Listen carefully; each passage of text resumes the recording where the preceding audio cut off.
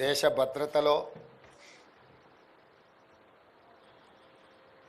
పౌరుల యొక్క రక్షణలో అమరులైన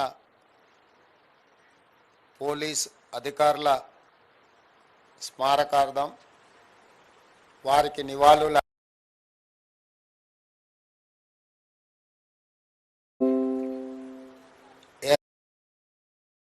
ఏర్పాటు చేసిన ఈ కార్యక్రమంలో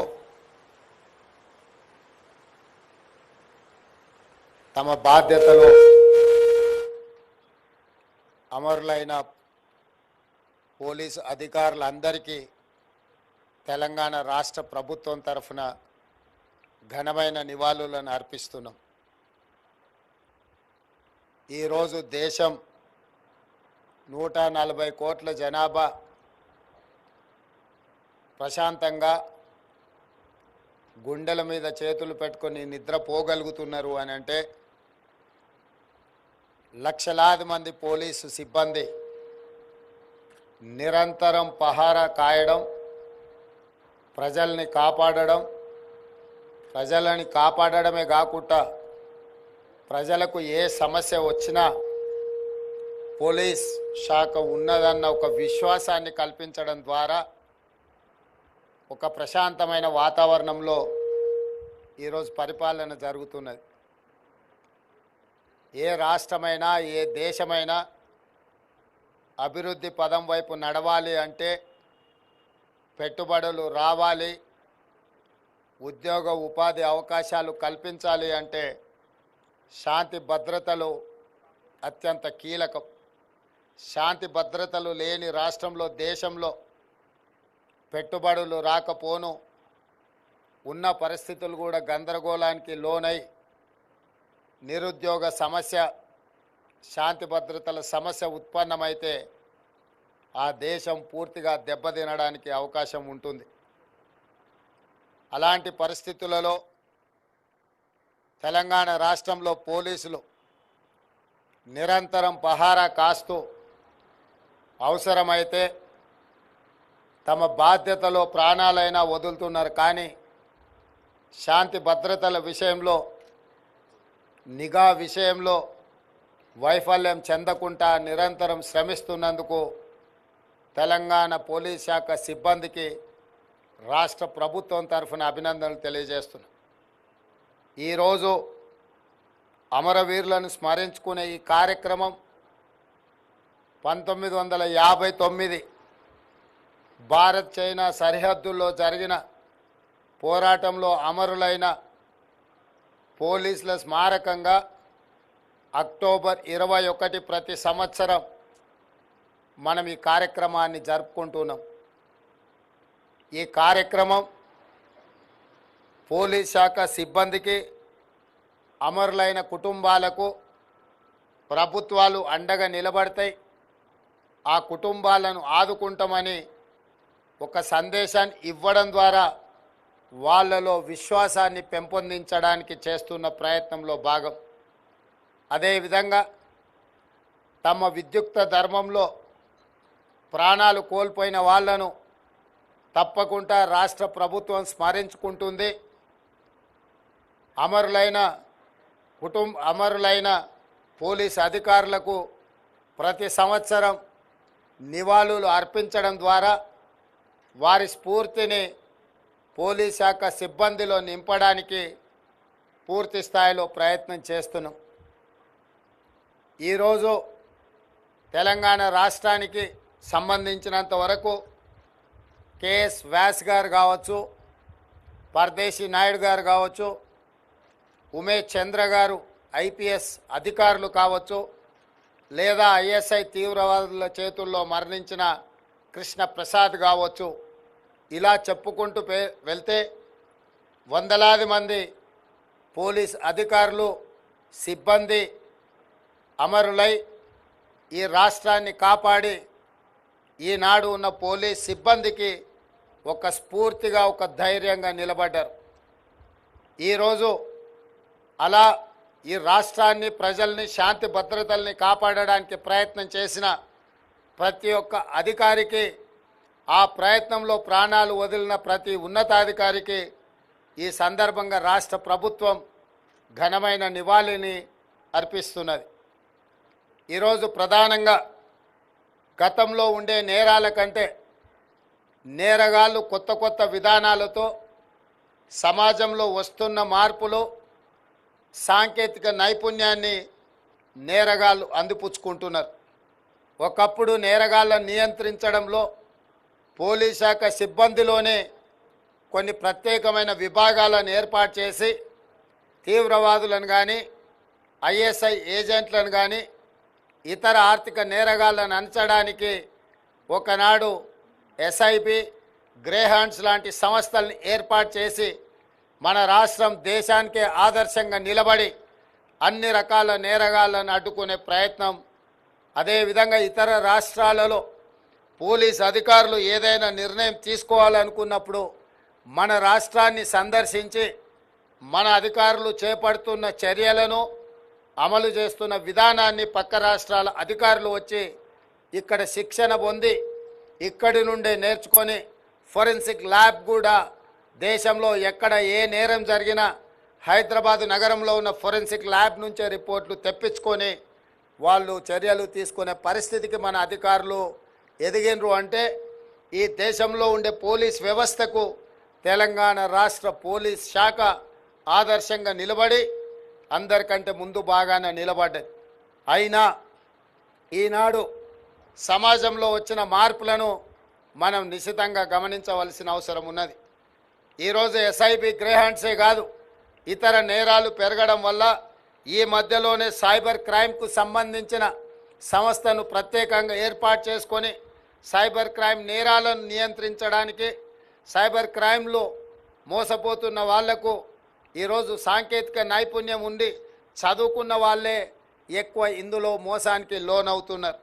క్షణికమైన ఆనందం కోసమో లేదా అనాలోచిత చర్యల వల్ల ఈరోజు సైబర్ క్రైమ్ బాధితులు ఎక్కువ మంది మన కళ్ళ ముందు కనిపిస్తున్నారు. మన సైబర్ క్రైమ్ డిపార్ట్మెంట్ దేశంలోనే ఆదర్శంగా పనిచేస్తుందని చెప్పి ఈ మధ్యకాలంలోనే కేంద్ర హోంశాఖ మంత్రి అమిత్ షా గారు తెలంగాణ రాష్ట్ర ప్రభుత్వ పోలీస్ అధికారులను అభినందిస్తూ వారు నిర్ణయం తీసుకొని కేంద్ర ప్రభుత్వం ప్రకటించడం జరిగింది. ఇదే కాదు, ఈరోజు డ్రగ్స్ కూడా సమాజాన్ని, యువతను పట్టి పీడిస్తున్నది.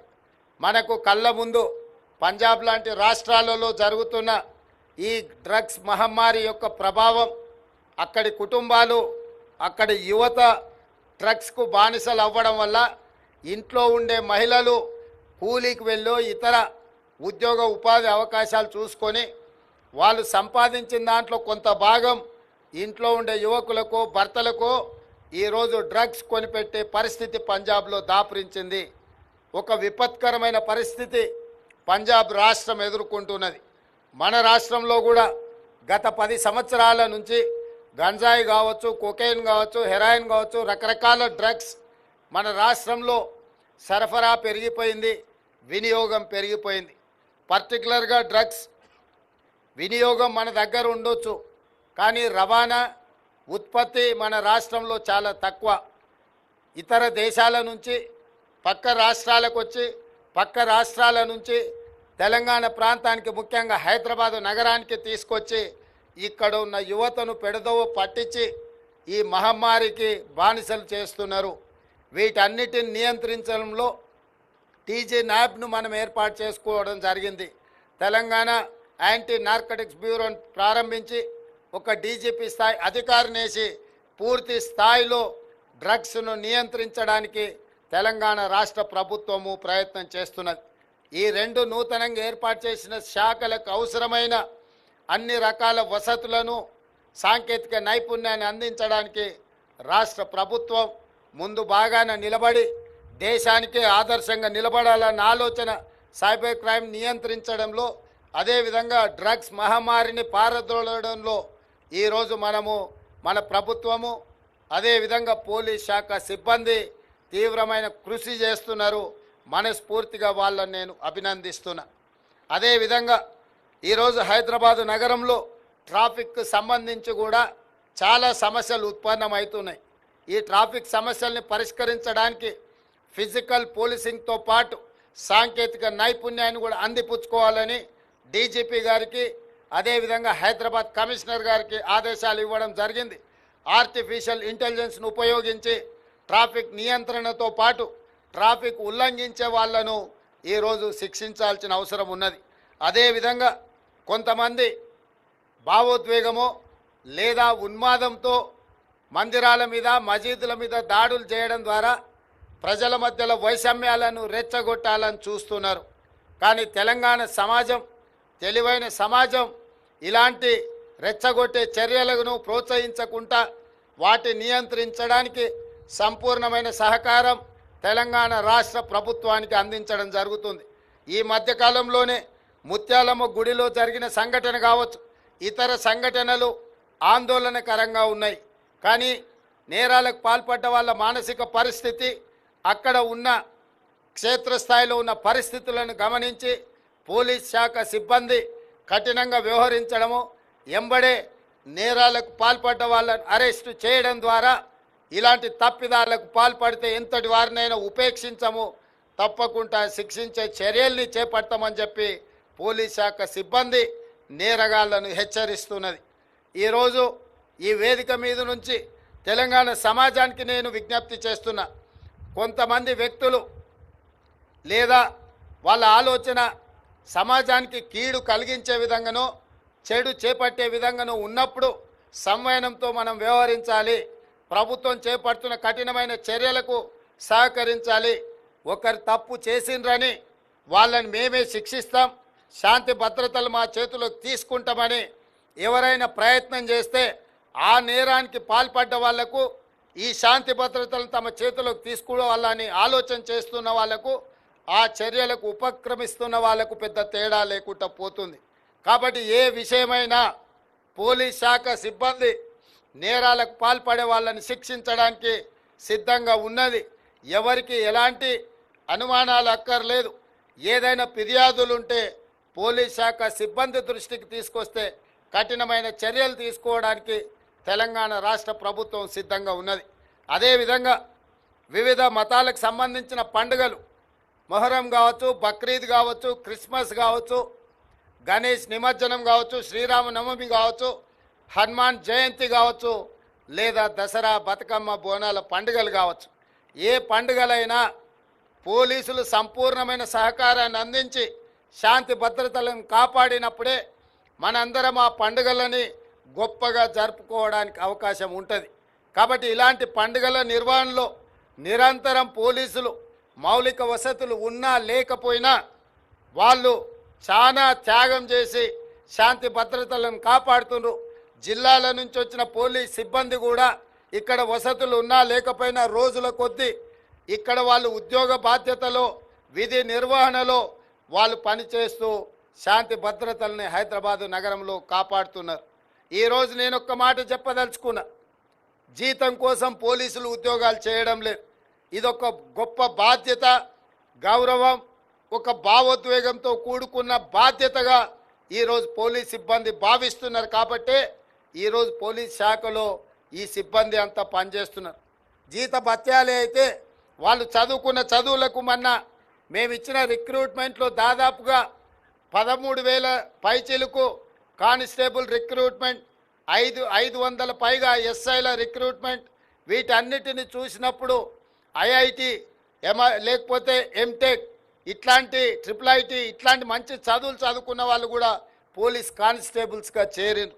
అంటే వాళ్ళ చదువుకు పోలీస్ శాఖలో వస్తున్న జీత భత్యాల కంటే మెరుగైన జీవితం, మెరుగైన జీతం రావడానికి అవకాశం ఉన్నా వాళ్ళు పోలీస్ శాఖలో చేరినరు అని అంటే వాళ్ళు ఈ దేశానికి, రాష్ట్రానికి సేవ చెయ్యాలి, తద్వారా ప్రజలకు మేలు జరగాలి అన్న ఆలోచన, ఒక గొప్ప లక్ష్యం కోసం ఈరోజు వాళ్ళ సమయం కుటుంబానికి ఇవ్వకుండా దేశ రక్షణలో, రాష్ట్ర ప్రజల యొక్క శాంతి భద్రతలను కాపాడంలో పోలీసులు చేస్తున్న త్యాగాన్ని సమాజం గుర్తించవలసిన అవసరం ఉన్నది.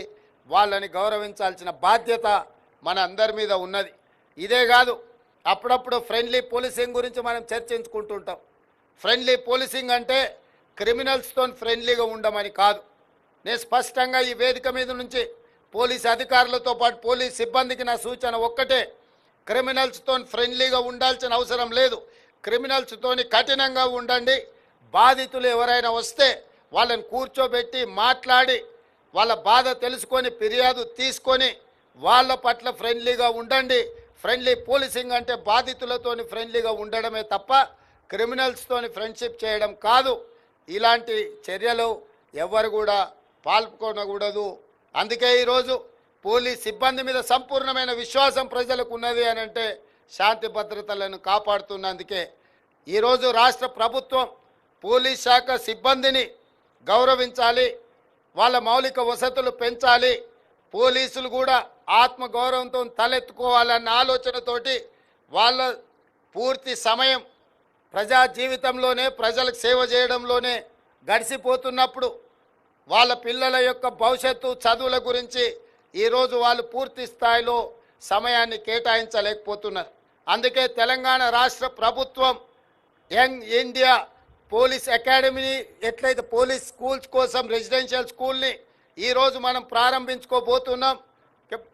హోంగార్డ్ నుంచి డీజీపీ వరకు ఎవరి పిల్లలైనా అక్కడ నాణ్యమైన విద్యను అన్ని రకాల ఇంటర్నేషనల్ స్టాండర్డ్స్ ఏ కార్పొరేట్ స్కూల్ కూడా ఎంత హైయెస్ట్ క్వాలిఫికేషన్ ఉన్న టీచర్స్ని సిబ్బందిని నియమించి పోలీస్ శాఖ హోంగార్డ్ నుంచి డీజీపీ వరకు ఎవరి పిల్లలైనా అక్కడ చదువుకునే విధంగా ఇవాళ 50 ఎకరాలతోటి గ్రేహాండ్స్ క్యాంపస్ దగ్గర ఈరోజు మనం పోలీస్ స్కూల్ని మనం ప్రారంభించుకోబోతున్నాం. నేషనల్ డిఫెన్స్ అకాడమీ లేదా సైనిక్ స్కూల్ పిల్లలు ఎంత గొప్పగా చెప్పుకుంటారో రాబోయే రోజుల్లో యంగ్ ఇండియా పోలీస్ స్కూల్ నుంచి వచ్చే విద్యార్థులు ఎస్ మేము పోలీస్ స్కూల్ నుంచి వచ్చినామని గర్వంగా చెప్పుకునే విధంగా ఆ అకాడమీని మనం ముందుకు తీసుకెళ్లాలనుకుంటున్నాం.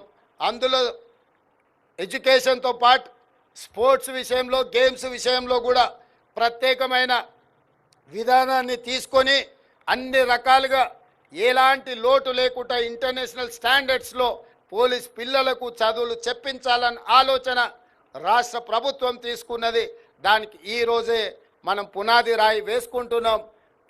ఈ వేదిక మీద నుంచి పోలీస్ శాఖ సిబ్బందికి నేను సూచన చేస్తున్నా, వచ్చే అకాడమిక్ ఇయర్ నుంచి మీ పిల్లలని అక్కడ చేర్పించుకోవడానికి అవసరమైన అన్ని ఏర్పాట్లు చేసుకోండి. ఎలాంటి లోటు రాకుండా మీ పిల్లల చదువులకు వాళ్ళ భవిష్యత్తుకు తెలంగాణ రాష్ట్ర ప్రభుత్వం అండగా నిలబడుతుందని చెప్పి నేను ఈ సందర్భంగా తెలియజేస్తున్నా. ఏది ఏమైనా పోలీస్ మిత్రులకు నా సూచన ఒక్కటే, ప్రజలకు ఎన్ని చేసినా ఇంకా ఏదో ఒక సమస్య పెండింగ్ ఉండనే ఉంటుంది. 99 మంచి పనులు చేసినా ఒక్క దగ్గర తప్పిదం జరిగితే ఆ ఒక్క తప్పిదాన్ని చూసి మన శాఖను తప్పు పట్టే అవకాశం ఉంటుంది. కాబట్టి ఆ 1% కూడా తప్పులు జరగకుండా సరైన విధంగా మనం వ్యవహరించాల్సిన అవసరం ఉన్నది, సంయమనం పాటించాల్సిన అవసరం ఉన్నది. ఎక్కడైనా పోలీస్ సిబ్బంది ఆవేశానికి లోనైనా సహనం కోల్పోయినా అది కొత్త సమస్యలకు దారి తీస్తుంది. కాబట్టి మనం చాలా ఓపికతో వ్యవహరించాలి, నేరగాళ్ళ పట్ల కఠినంగా మనం ఉండాలి. అప్పుడే సమాజానికి మన పట్ల సంపూర్ణమైన విశ్వాసం ఉంటుంది. మీ అందరికీ రాష్ట్ర ప్రభుత్వం అండగా నిలబడుతుంది. మీ సమస్యల్ని పరిష్కరించడానికి ముందు బాగానే తెలంగాణ రాష్ట్ర ప్రభుత్వం ఉంటుంది. మీ సమస్యలు ఏమున్నా నా దృష్టికి తీసుకురండి, వాటన్నిటిని పరిష్కరించే బాధ్యత నేను తీసుకుంటాను అని మీ అందరికీ తెలియజేస్తున్నా. అదేవిధంగా విధి నిర్వహణలో అమరులైన కుటుంబాలకు కానీ అంగవైకల్యం చెందిన వాళ్ళ కుటుంబాలకు కానీ లేదా ఏదైనా ప్రమాదం జరిగిన వాళ్ళకు కూడా ఈరోజు నగదును పెంచాలన్న ఆలోచన రాష్ట్ర ప్రభుత్వం చేసింది. అందుకే వీరమరణం పొందిన పోలీస్ కుటుంబాలకు కానిస్టేబుల్, హెడ్ కానిస్టేబుల్, ఏఎస్ఐ కుటుంబాలకు ఇకపై ₹1 కోటి నష్టపరిహారాన్ని ఇవ్వడానికి ఇవాళ తెలంగాణ రాష్ట్ర ప్రభుత్వం నిర్ణయం తీసుకున్నది. కానిస్టేబుల్, హెడ్ కానిస్టేబుల్, ఏఎస్ఐ ఎవరైనా విధి నిర్వహణలో మరణిస్తే ఆ కుటుంబాలకు ₹1 కోటి నష్టపరిహారం ఇవ్వాలని ఈరోజు తెలంగాణ రాష్ట్ర ప్రభుత్వం నిర్ణయం తీసుకున్నది. అదేవిధంగా సబ్ ఇన్స్పెక్టర్, సర్కిల్ ఇన్స్పెక్టర్ ఎవరైనా విధి నిర్వహణలో మరణిస్తే వాళ్ళకి 1,25,00,000 రూపాయల నష్టపరిహారాన్ని ఇవ్వాలని ఇవాళ రాష్ట్ర ప్రభుత్వం నిర్ణయం తీసుకున్నది. అదేవిధంగా డిఎస్పి అడిషనల్ ఎస్పీ కుటుంబాలకు 1,50,00,000 రూపాయల నష్టపరిహారాన్ని ఇవ్వాలి అని ఇవాళ రాష్ట్ర ప్రభుత్వం నిర్ణయం తీసుకున్నది. అదేవిధంగా ఎస్పీ ఐపీఎస్ కుటుంబాలు ఏదైనా ఇందులో వీరమరణం పొందితే 2 కోట్ల రూపాయలు ఆ కుటుంబాలకు ఇవ్వాలి అని ఈరోజు రాష్ట్ర ప్రభుత్వం నిర్ణయం తీసుకున్నది. అదేవిధంగా శాశ్వత అంగవైకల్యం చెందిన పోలీస్ కుటుంబాలకు కానిస్టేబుల్స్, హెడ్ కానిస్టేబుల్, ఏఎస్ఐ కుటుంబాలకు అంగవైకల్యం శాశ్వత అంగవైకల్యం కలిగితే 50 లక్షల రూపాయలకు నష్టపరిహారం ఇవ్వాలి అని ఈరోజు రాష్ట్ర ప్రభుత్వం నిర్ణయం తీసుకున్నది. అదేవిధంగా sub inspector, circle inspector, DSP, additional SP కుటుంబాలకు 60 లక్షల రూపాయల నష్టపరిహారం ఇవ్వాలి అని రాష్ట్ర ప్రభుత్వం నిర్ణయం తీసుకున్నది. అదేవిధంగా ఎస్పీ ఐపీఎస్ కుటుంబాలకు ఇకపై శాశ్వత అంగవైకల్యం పొందితే 1 కోటి రూపాయల నష్టపరిహారం ఇవ్వాలి అని ఈరోజు రాష్ట్ర ప్రభుత్వం నిర్ణయం తీసుకున్నది. అదేవిధంగా తీవ్రంగా గాయపడిన పోలీస్ కుటుంబాలకు కూడా నష్టపరిహారం ఇవ్వాలి అని తెలంగాణ రాష్ట్ర ప్రభుత్వం నిర్ణయం తీసుకున్నది. అందులో భాగంగా constable, head constable, ASI, sub inspector, circle inspector, DSP, additional SP కుటుంబాలకు ఇకపై 10 లక్షల రూపాయల నష్టపరిహారం ఇవ్వాలి అని రాష్ట్ర ప్రభుత్వం నిర్ణయం తీసుకున్నది.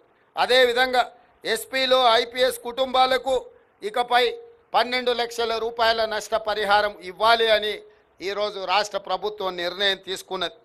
ఈ నగదు ఆ కుటుంబంలో కోల్పోయిన సభ్యులను తీసుకొచ్చి ఇవ్వదు. వాళ్ళ దుఃఖాన్ని మనం తీర్చలేము. కానీ వారి మీద ఆధారపడ్డ కుటుంబ సభ్యులకు ఆదుకోవాల్సిన బాధ్యత తెలంగాణ రాష్ట్ర ప్రభుత్వం మీద ఉన్నది. ఎవరైనా ఉద్యోగంలో మరణిస్తే ఆ కుటుంబాలకు ప్లాట్ ఇవ్వడం కానీ, ఆ కుటుంబంలో ఒకరికి కంపాషనేట్ ఉద్యోగం ఇవ్వడం కానీ ఇలాంటివన్నీ కూడా అమలు జరుగుతూనే ఉన్నాయి. ఈ మధ్యకాలంలోనే మనం రాజీవ్ రతన్ గారు చనిపోతే వాళ్ళ అబ్బాయికి స్పెషల్ ఎగ్జామ్షన్ ఇచ్చి డ్యూటీలో ఉన్నప్పుడు చనిపోతే గ్రేడ్ 2 మున్సిపల్ కమిషనర్గా మనము ఉద్యోగం ఇవ్వడం జరిగింది. అదేవిధంగా మురళి కమాండెంట్ చనిపోతే సర్వీస్లో ఉండి వాళ్ళ అబ్బాయిని కూడా స్పెషల్ ఎగ్జామ్షన్ ఇచ్చి డిప్యూటీ ఎంఆర్ఓ పోస్టు ఈరోజు కంపాషనేట్ కింద మనం నిర్ణయం తీసుకొని ఉద్యోగాన్ని ఇవ్వడం జరిగింది. అంటే పోలీస్ పట్ల, పోలీస్ శాఖ సిబ్బంది పట్ల నాకు ప్రత్యేకమైన అభిమానం ఉన్నది. నేను ఈ వేదిక మీద నుంచి పోలీస్ శాఖ సిబ్బందికి ఒకే మాట నేను చెప్పదలుచుకున్నా. మనం ఆత్మగౌరవంతో బ్రతుకుదాం. ఎవరో మన గురించి చులకన మాట్లాడే అవకాశం మనం ఇవ్వద్దు. ఈరోజు సమాజంలో అందరికీ రక్షణ కల్పించేది మనము. మన గురించి ఎవరైనా గొప్పగా మాట్లాడుకోవాలి కానీ చీత్కరించినట్టుగో లేదా మన గురించి ఏదో ఒక రకంగా మాట్లాడుకోవడానికి మనం అవకాశం ఇవ్వద్దు. ఈ ప్రభుత్వం మీకు అండగా నిలబడుతుంది.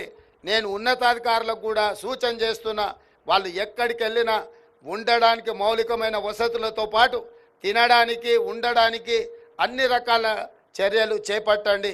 రోజుల కొద్ది విధి నిర్వహణలో ఉన్నప్పుడు భోజన ఖర్చులు కావచ్చు, ఉండడానికి కావచ్చు, రకరకాల ఇబ్బందులు పోలీస్ సిబ్బందికి వస్తున్నాయి. కాబట్టి వీటన్నిటిని ప్రభుత్వమే మానవీయ కోణంతో పరిష్కరించాల్సిన అవసరం ఉన్నది.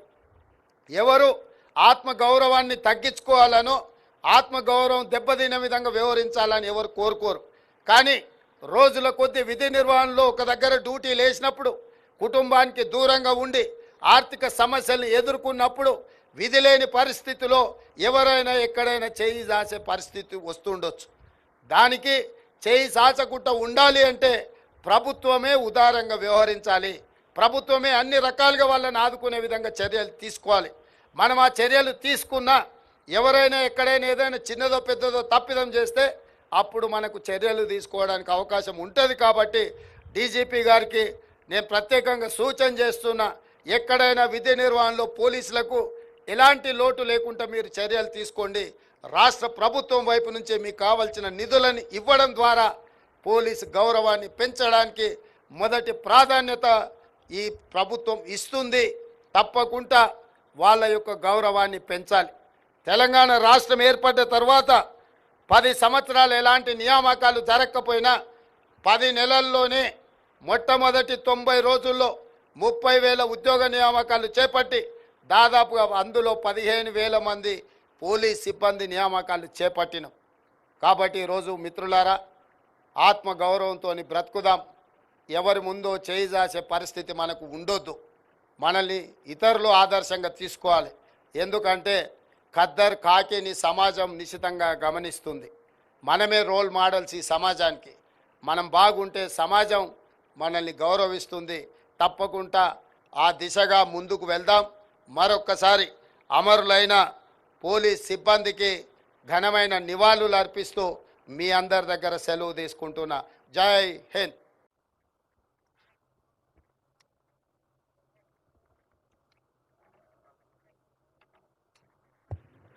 Thank you so much, ma'am. Now, Honorable Chief Minister, sir, would be escorted towards Martyrs Memorial to lay the wreath.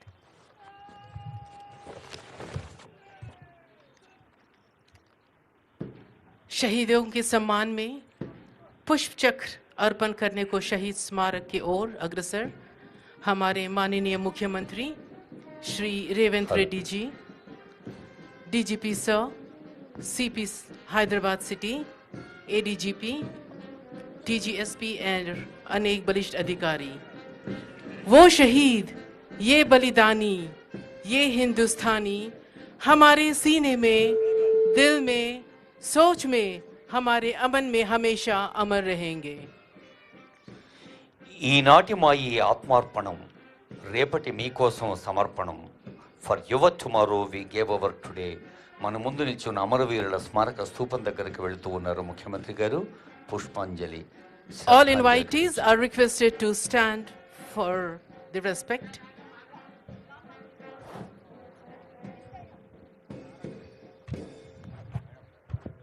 All the invitees are requested to kindly arise.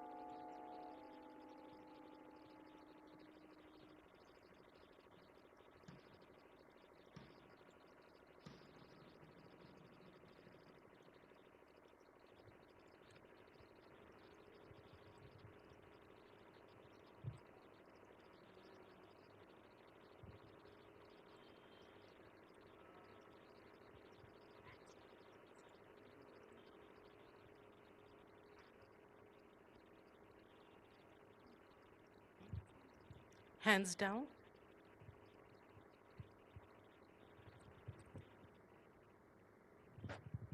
Two minutes silence.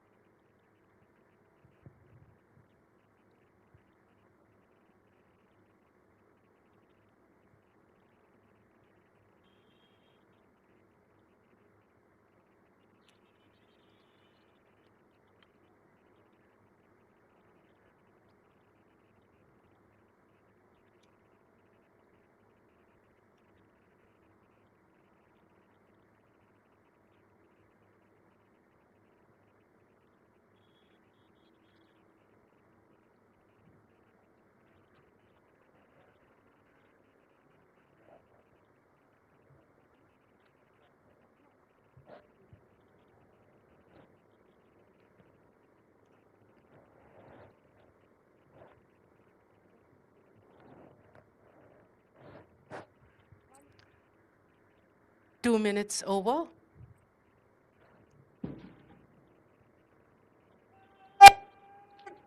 Celebrations!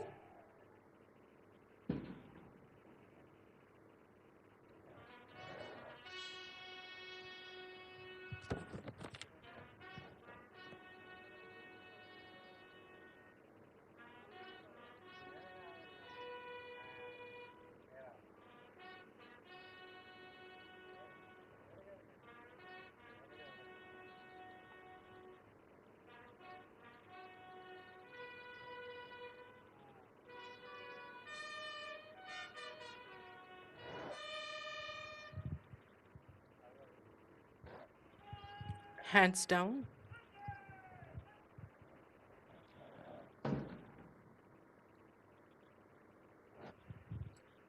Honorable Chief Minister, sir, will be escorted back to the saluting base. ఈనాటి మా ఈ ఆత్మార్పణం రేపటి మీకోసం సమర్పణం. అమరవీరుల స్మారక స్తూపం దగ్గర శ్రద్ధాంజలి పుష్పాంజలి ఘటించి వేంచేస్తూ ఉన్నారు.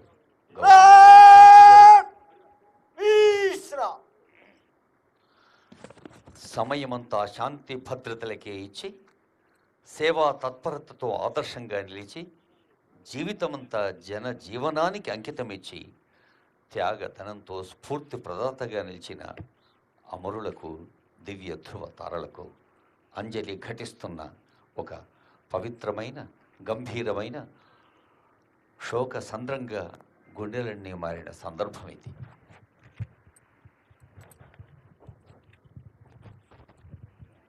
గౌరవనీయులైన ముఖ్యమంత్రి వర్యులు ఇందాకే వారి సందేశంలో చెప్పారు,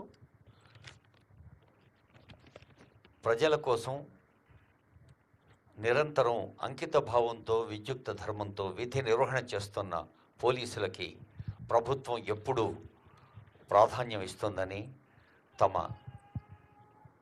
హృదయంలో ప్రత్యేక స్థానం ఉంటుందని చెప్పిన గౌరవ ముఖ్యమంత్రి వర్యులు ఇప్పుడు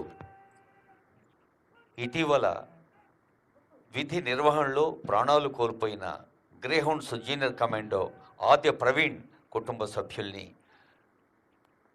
పరామర్శిస్తున్నారు.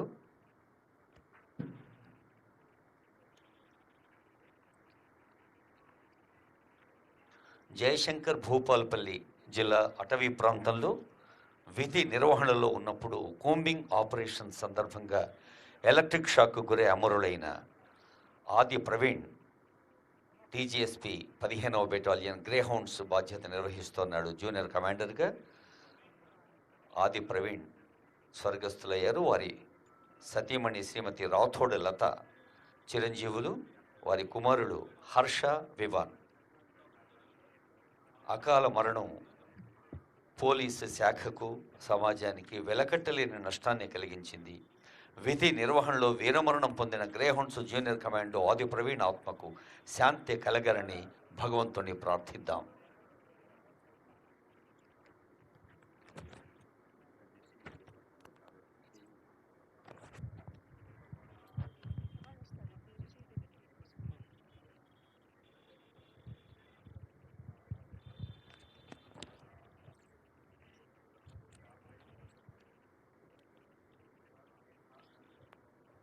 ఇందాకే గౌరవనీయులైన ముఖ్యమంత్రి గారు వారి సందేశంలో చెప్పారు. Heart-touching moment indeed. A word of care, a word of concern to the Martyr family.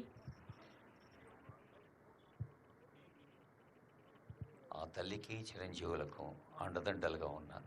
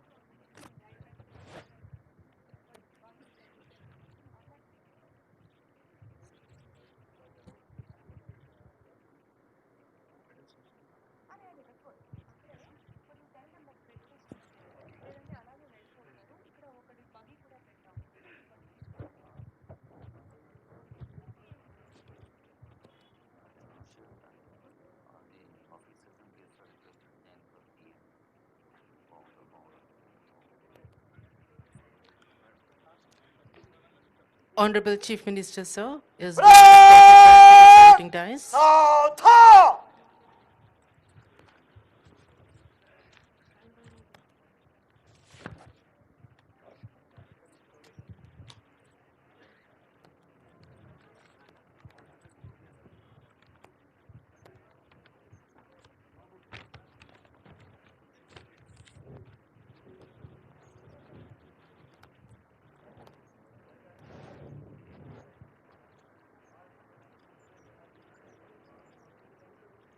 Smriti parade निष्क्रमण करने की आज्ञा प्रदान करें श्रीमान।